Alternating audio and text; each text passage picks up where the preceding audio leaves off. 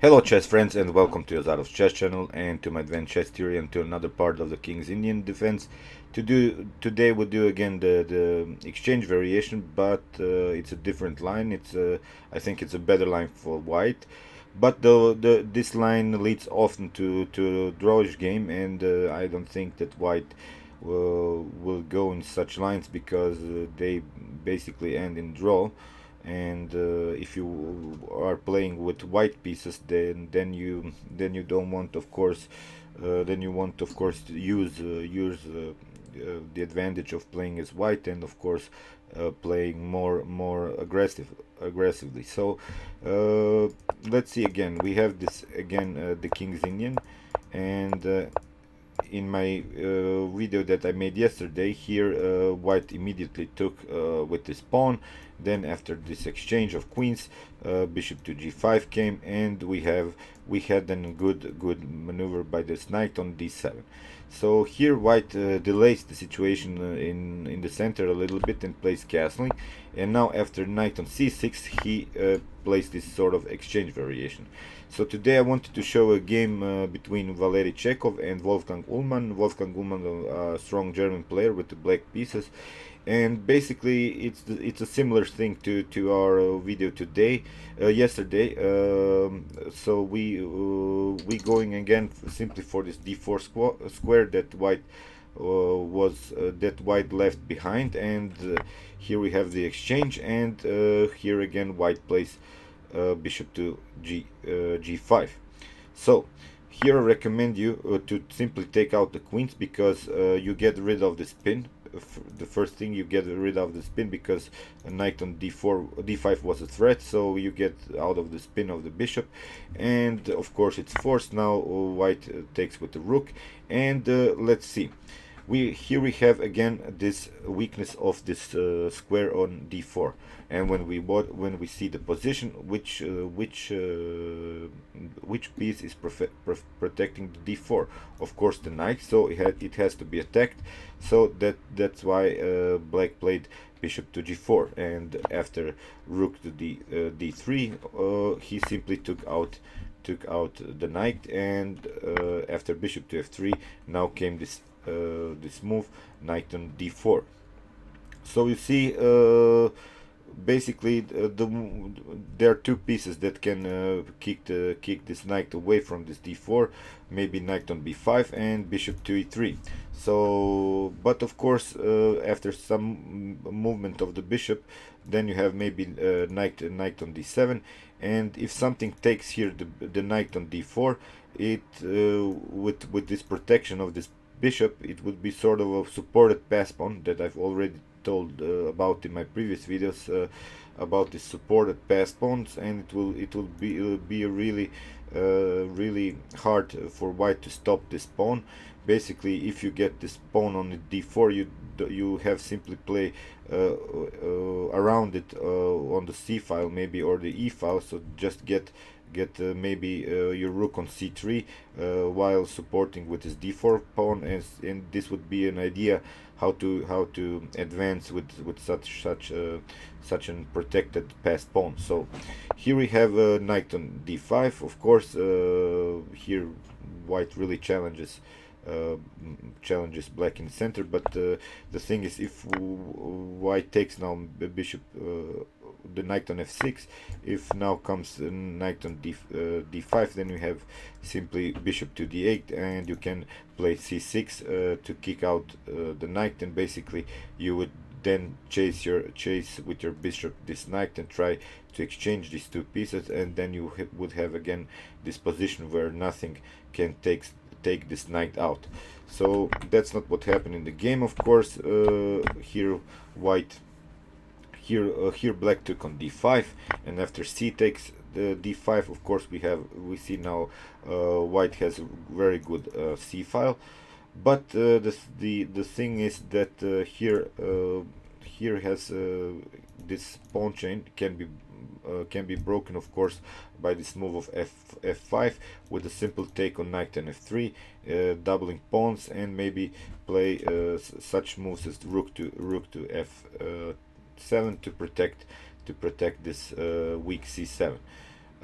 we can also play maybe c6, which will be then taken with this b pawn, and will also be protected by this knight. So these are defensive ideas, but of course the right move in this position is the move f5.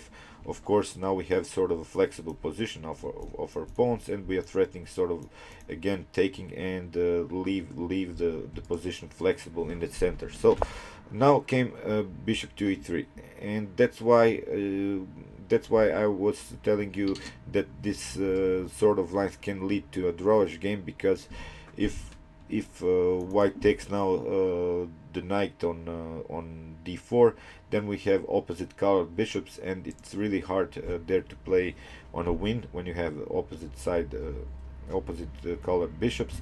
And here black played simply rook to e8, getting it on a best square, and we have now king to f1.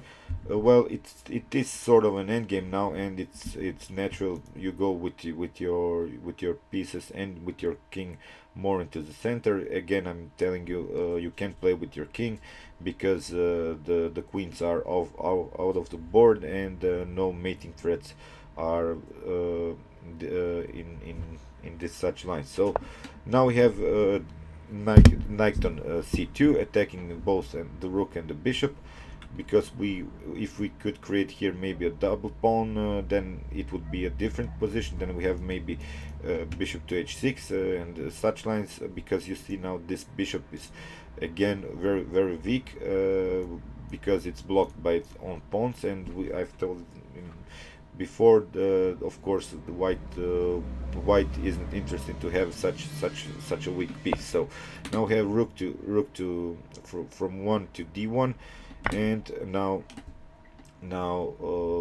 black took simply this bishop, and we getting in sort of a drawish line. But of course the advantage is slightly better here for black, of course, because the bishop can play on around, and this bishop is very weak. So now we have bishop to h6, of course, and now came rook to h3, and here is where black finds really good play. Now he isn't interested to just play too protective.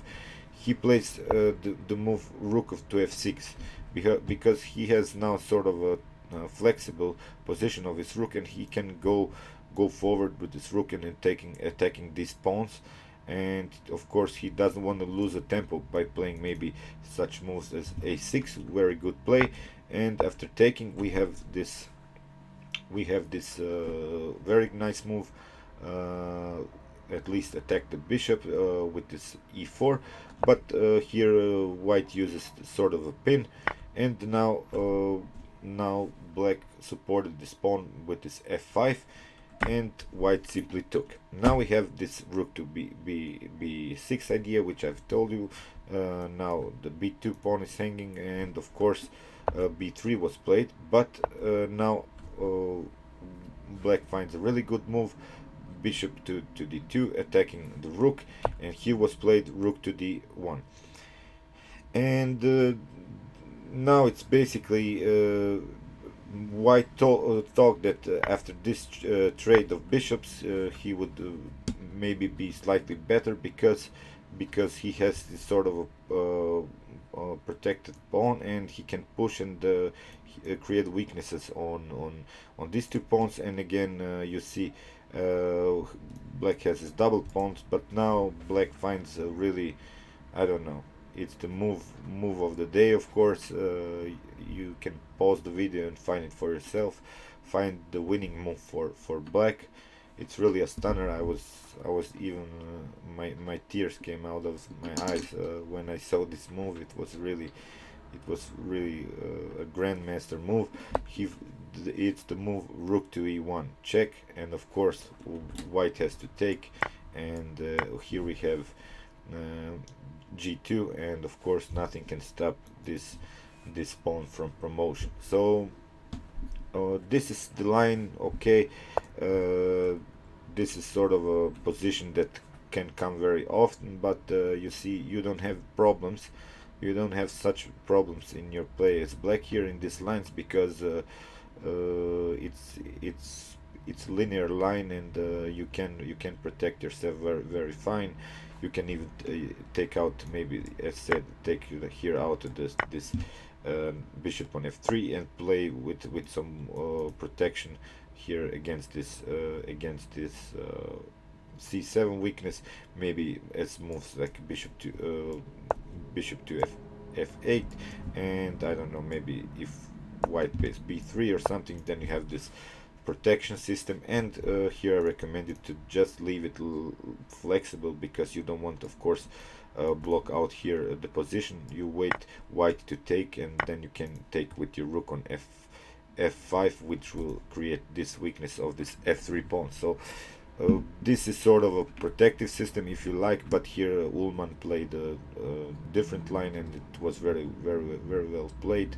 You see, white again had this problem with this like square bishop, as in my previous videos. So that's and of course this it's always this weakness of this d4 square, and that you have to keep in mind while playing in these exchange systems. So thanks you for watching, guys, and of course, chess is the best.